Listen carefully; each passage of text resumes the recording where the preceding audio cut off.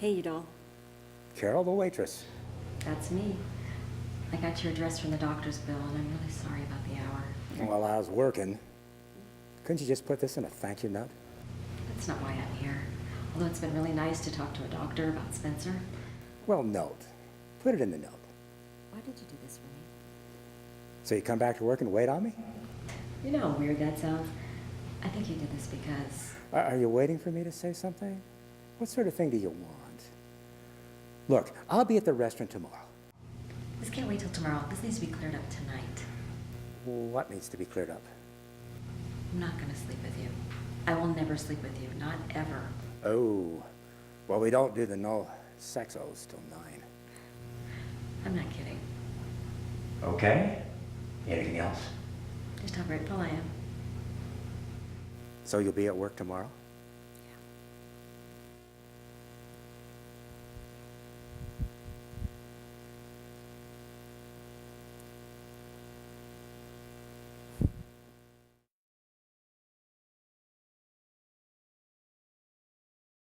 7 years, my friend. Unbelievable. Now, this stuff's a lot more expensive now than it was in '83. I'll tell you that much. We may not get what we want. We may not get what we need, so long as we don't get what we deserve.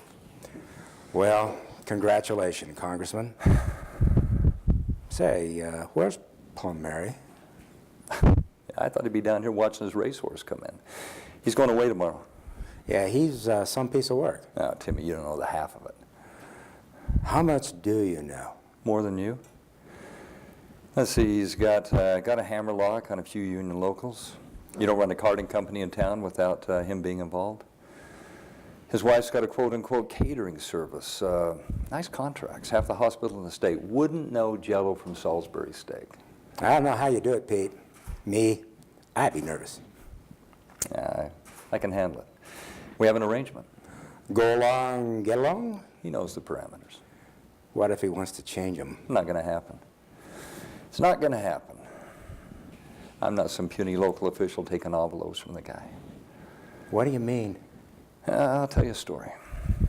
Some local supervisor from the city, I can't remember where. Anyway, he reneges on giving John a variance for one of his developments. Comes home one night. House is burned to the ground, didn't even let the dog out. Let's drink up. I got a lot of people to thank. How'd he get so much money in the campaign? I don't know. Holding companies, his brothers-in-law, he's got a lot of friends. And you owe them all. I owe them all. And now that I'm elected, I'll take care of them. In my own time, in my own way. Well, just leave the dog at the neighbor's. How much do you owe them? What is this? What? What's with all the questions? What's with you not looking me in the eye? Well, Palmieri is being arraigned right now, and you're going to be indicted for taking kickbacks, conspiracy, and obstruction of justice. You scum.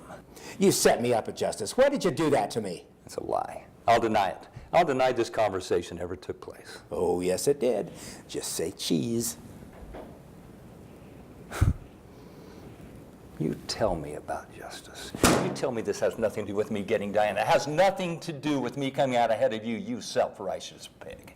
It's so easy for you to screw people. You just tell yourself that everybody's out to get you, and it's all okay. Look, I'm sorry about what I did to you, but I didn't have a choice. Of course you had a choice. No, man. No, man, I had instincts, and I had a few moves. Choices for guys like you. You married Diana, and you made her regret it with everything you did. Stiles took you under his wing, and you blackmailed him. And I was your friend, and you betrayed me. Why'd you do this to yourself? Why?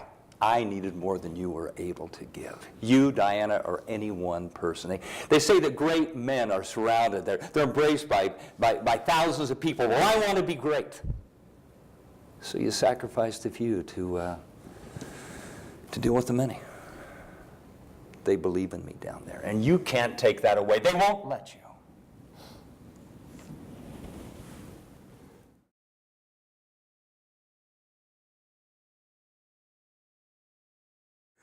Well, doctor, you want to know how it is I know his name's Harvey. Well, there's a most amazing coincidence involved with that. Last spring, I just put Ed Hickey in a taxi. Ed had been mixing his gin and rye, and he was pretty spiffed. So I think the world of Ed, but he's pretty spiffed. And I put him in a taxi and saw him safely home. And then I proceeded to walk home, you know, along Fairfax, between 16th and 17th, you know the neighborhood. I'm walking along, and I hear this voice behind me, and it says, "Good evening, Mr. Dowd." And I look behind me, and I see this 6-foot rabbit, leaning up against a lamppost. And, you know, you live in a little town like this as long as I have. You're used to people knowing your name, so I wasn't a bit afraid.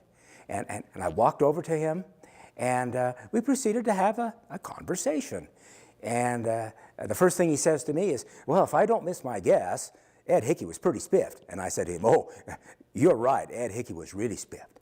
And then we talked about various and sundry, you know, other stuff. And then I says to him, "You know, you have the advantage of me.